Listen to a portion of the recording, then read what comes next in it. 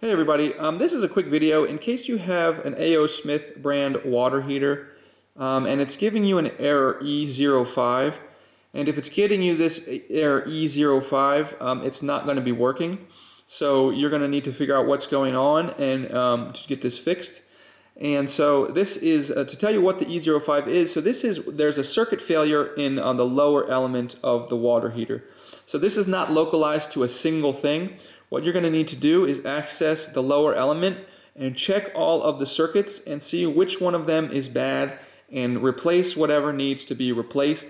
Or if you can't localize it to a single problem, you might just need to replace the entire lower element. But this one is going to require a little bit of investigation. It's not as simple as replacing one piece or fixing one thing. But hopefully this video will at least tell you what's going on, so that will kind of guide you in terms of what you need to investigate in order to get your water heater working again. So anyways, hope this video helped. Thanks a lot for watching. Have a great day.